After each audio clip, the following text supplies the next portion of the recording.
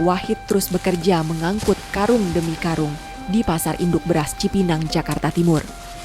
Pria asal Brebes, Jawa Tengah ini mengais rejeki demi menafkahi keluarganya.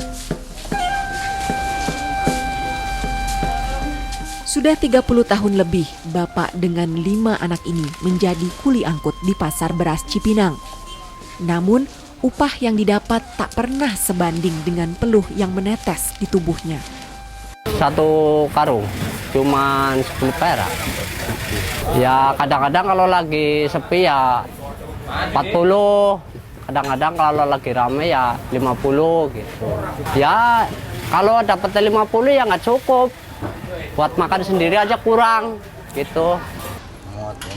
Sehari bekerja mengangkut karung beras di pasar terbesar di Indonesia ini, Wahid mendapatkan upah tak lebih dari Rp50.000. Pasar 120-an semuanya. Itu sampai karyawan pokok. Ya. Wis, matur suwun. Ya wes. Tak kalah setia dengan Wahid, wanita pengumpul beras yang tercecer di pasar ini telah melakukan pekerjaannya lebih dari 25 tahun. Toya namanya.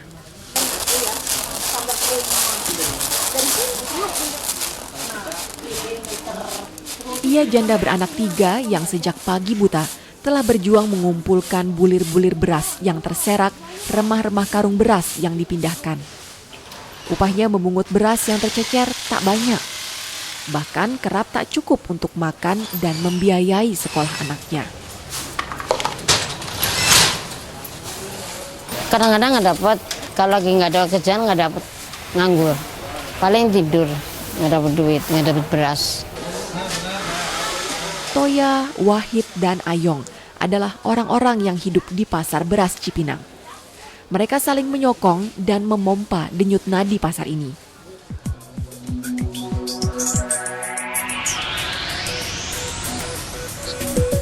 Pasar Beras Induk Cipinang diresmikan 8 April 1974 di era kepemimpinan Gubernur DKI Jakarta, Ali Sadikin.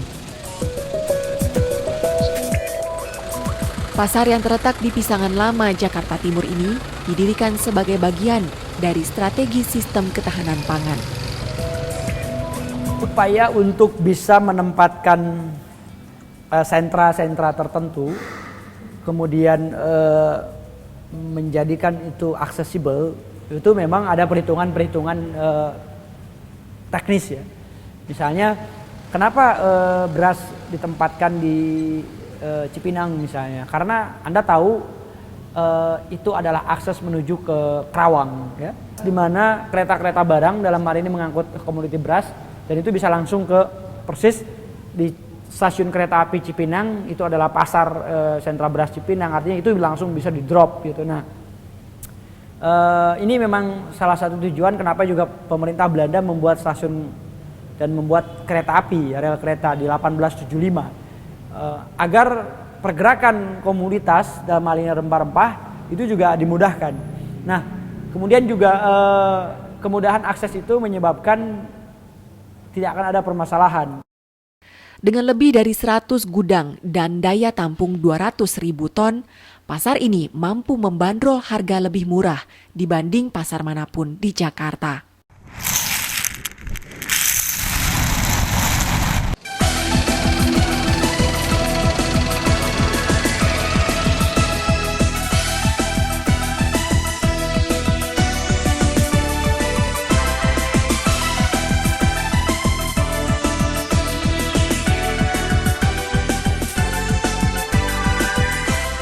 Lumayan bagus dan bisa bersaing juga dengan Karawang lah ya, yang biasa saya ambil.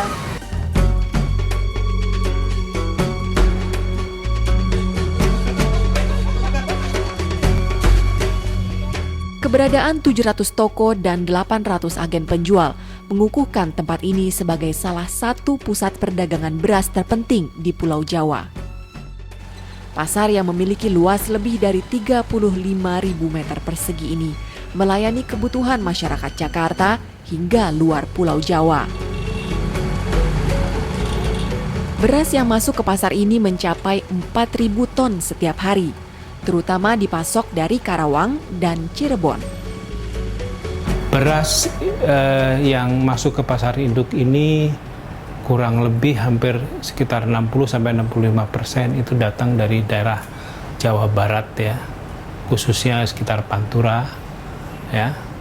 Kemudian ada sebagian dari Bandung, Cianjur dan sebagainya. Ketersediaan dan harga beras yang tidak stabil adalah persoalan utama bagi para agen. Kadang mereka mengalami dilema dalam menentukan harga jual kepada masyarakat. Harapannya ya mudah-mudahan pemerintah mendukung. Kita mendukung minta pemerintah pada waktu masa paceklik. Minta kalau enggak ada operasi pasar gitu. Itu antara paceklik itu bulan 12 sampai bulan 2. Itu masa-masa paceklik. Nah, minta dukungan pemerintah. Kalau misalnya ada masa paceklik itu minta ada operasi pasar. Itu berupa ya mungkin beras impor beras Vietnam. Ya, ini kan bisa harga bisa menekan harga, jangan terjadi kenaikan terlalu tinggi.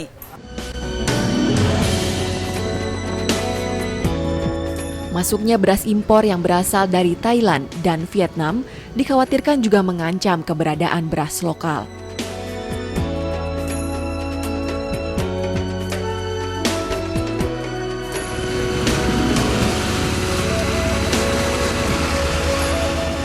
Masalah lain yang dihadapi para pelaku pasar di sini adalah infrastruktur pendukung. Infrastruktur merupakan urat nadi dalam setiap kegiatan, terutama aktivitas ekonomi. Ada saja keluhan publik atas kondisi sarana dan prasarana di pasar beras ini.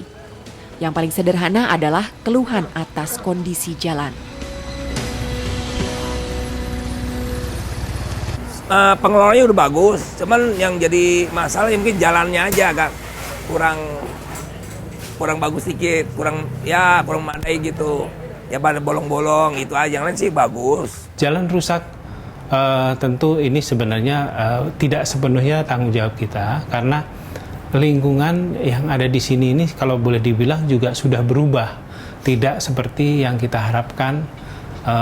Aktivitas yang ada di sekitar pasar induk ini harusnya mendukung gitu ya, tapi ini malah sebaliknya, dan ini adalah tantangan kita bersama ke depan. Kalau kita ingin mengembangkan jauh lebih baik, tentunya ini juga harus dipikirkan.